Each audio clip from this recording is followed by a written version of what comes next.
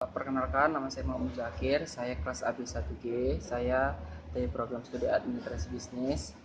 Di sini saya akan mempresentasikan materi 12. Baiklah, yang pertama, hubungan antara laporan, laba rugi, neraca, dan perubahan modal.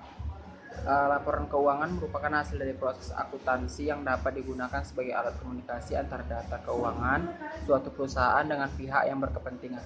Laporan keuangan terdiri dari bagian laba rugi, neraca, dan laporan arus kas yang memiliki hubungan antar satu sama lain. Menurut Ardi Kartansa, laporan rugi merupakan laporan yang menggambarkan hasil-hasil yang telah dicapai oleh perusahaan serta beban yang terjadi selama periode tertentu. Hasil akhir dari laporan laba rugi adalah laba bersih atau rugi bersih. Laporan perubahan modal merupakan laporan yang menunjukkan sumber dan penggunaan modal perusahaan yang dapat dihitung setelah mengetahui adanya hasil dari laporan laba rugi. Neraca merupakan laporan yang menunjukkan jumlah aktiva utang dan modal dari suatu perusahaan pada tanggal tertentu yang dapat ditulis setelah mengetahui adanya perubahan modal dari laporan perubahan modal. Oke, yang berikutnya laporan perubahan modal. Laporan ini diperlukan untuk mengetahui maju atau mundurnya kondisi perusahaan. Jika modal perusahaan bertambah, berarti terdapat kemajuan, begitu juga sebaliknya. Jika modal awal lebih besar daripada modal akhir, maka hal ini menunjukkan perusahaan mengalami kemunduran. Jadi, laporan perubahan modal ini menceritakan perubahan yang terjadi pada modal atau ekuitas pemilik perusahaan. Perusahaan ini disebabkan oleh hasil operasi perusahaan dalam suatu periode tertentu. Berikutnya, hubungan antara laporan laba rugi dan neraca. Selain itu, ada pun hubungan antara laporan laba rugi, neraca, dan arus kas dapat dijelaskan sebagai berikut. Yang pertama, angka laba bersih dalam laporan laba rugi ditambahkan ke item baris laba ditahan di neraca yang mengubah jumlah ekuitas yang terdaftar di neraca. Yang kedua, angka laba bersih juga muncul sebagai item baris di bagian arus kas dari aktivitas operasi di laporan arus kas.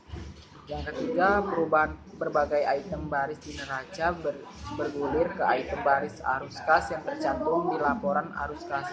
Misalnya, peningkatan jumlah pinjaman yang terhutang muncul di bagian kewajiban neraca atau sebagai saldo yang sedang berjalan, dan di arus kas dari bagian aktivitas pendanaan di laporan arus kas atau dalam jumlah penambahan perubahan.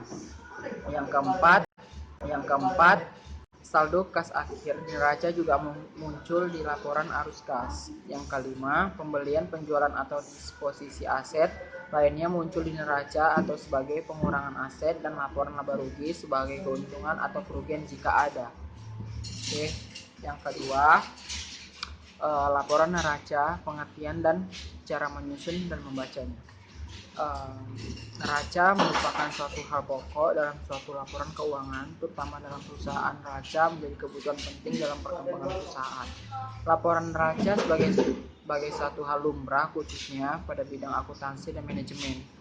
Pengertian laporan neraca. Pada hakikatnya yang dimaksud dengan neraca adalah suatu laporan keuangan yang di dalamnya terdapat beberapa informasi mengenai akun-akun aktiva serta hal-hal yang menjadi kewajiban perusahaan dalam suatu periode. Dalam penerapannya, laporan keuangan neraca terdapat dua macam, yaitu bentuk stafel atau vertikal serta bentuk kontrol atau horizontal. Nilai modal tersebut merupakan neraca nilai yang di dalamnya terdapat laporan perubahan modal. Laporan neraca nantinya akan memberikan informasi mengenai keseimbangan perusahaan yang di dalamnya menyangkut pendapatan serta biaya laba rugi. Kenapa bisa menjadi tanggungan seluruh manajemen perusahaan? Karena di dalam suatu laporan keuangan neraca terdapat segala informasi terkait siapa pemegang saham dari suatu perusahaan, siapa kreditur yang ada, perusahaan pemerintah yang ada, dan berbagai kebijakan lainnya. Lanjut, cara menyusun neraca. Sebelum menyusun dan membaca laporan keuangan, hal pertama yang harus diketahui adalah beberapa poin yang ada di dalamnya. Neraca memiliki beberapa hal yang harus ada, seperti aset, contohnya kas, surat berharga, biaya dibayar muka, piutang, persediaan, dan aset tetap. Begitu kewajiban, contohnya hutang akun, kewajiban yang masih harus dibayar, pembayaran di muka pelanggan, hutang pajak, hutang jangka pendek dan hutang jangka panjang. Berikutnya ekuitas pemegang saham.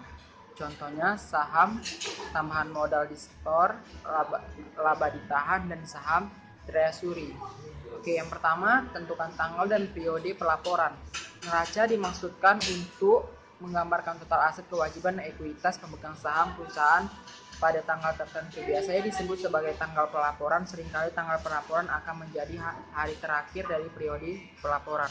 Sebelum menyusun dan membaca laporan keuangan, hal yang pertama harus diketahui adalah beberapa poin yang ada di dalamnya. Neraca memiliki beberapa hal yang harus ada seperti aset, hal yang harus ada seperti aset, kewajiban, ekuitas pemegang saham. Yang kedua, identifikasi aset. Setelah Anda mengidentifikasi tanggal dan periode pelaporan, Anda harus menghitung aset Anda pada tanggal tersebut. Aset akan sering dibagi menjadi item baris berikut. Yang pertama, aset lancar, contohnya itu kas dan setara kas, surat berharga jangka pendek, piutang, inventaris, dan aset lancar lainnya. Berikutnya, aset tidak lancar, contohnya surat berharga jangka panjang, properti, goodwill, aset tidak berwujud, aset tidak lancar lainnya. Aset lancar dan tidak lancar keduanya harus total dan kemudian dijumlahkan bersama. Yang ketiga, identifikasi kewajiban Anda. Demikian pula Anda perlu mengidentifikasi kewajiban Anda. Sekali lagi, ini harus disusun dalam item baris dan total seperti di bawah ini.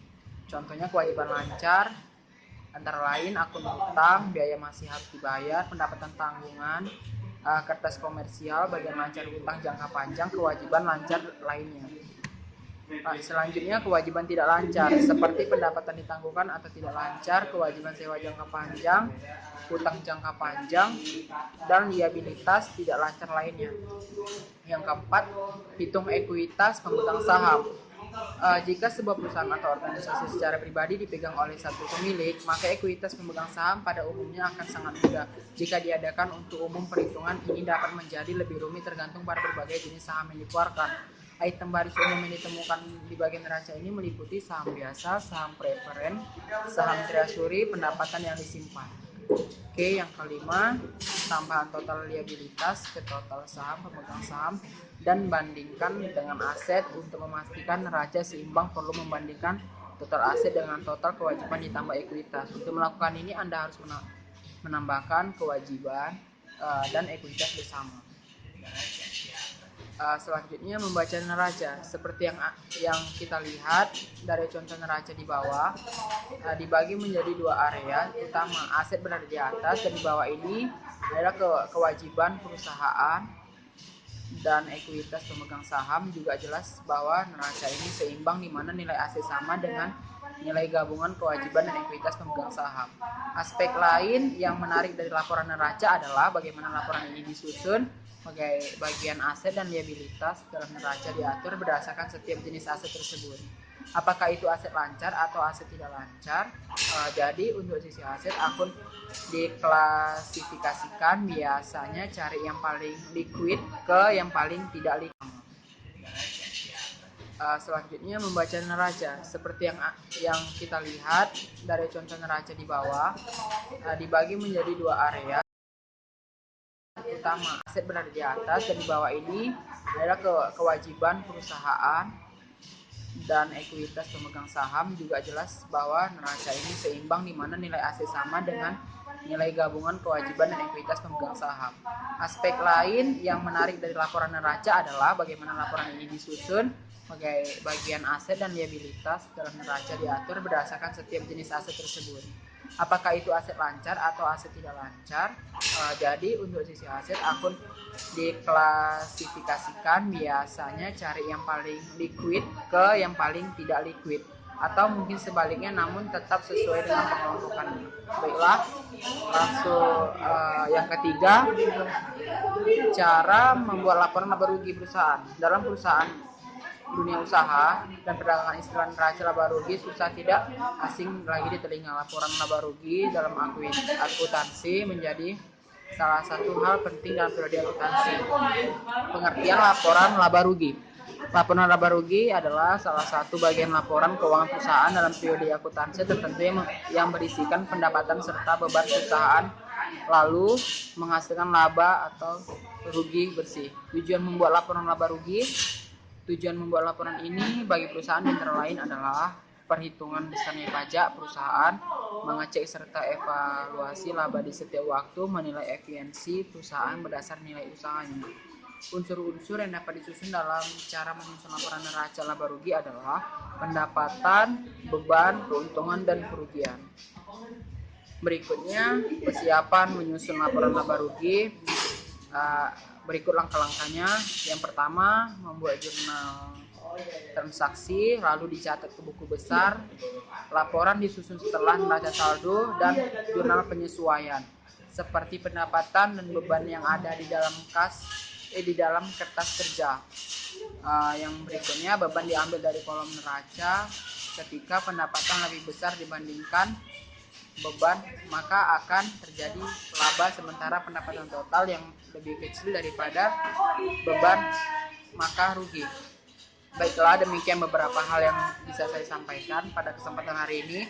Saya mohon maaf jika sebesar-besarnya apabila ada tutur kata maupun tindakan yang kurang terkesan bagi Bapak atau Ibu. Dengan ini presentasi hari ini saya tutup. Terima kasih atas kehadirannya. Waalaikumsalam warahmatullahi wabarakatuh.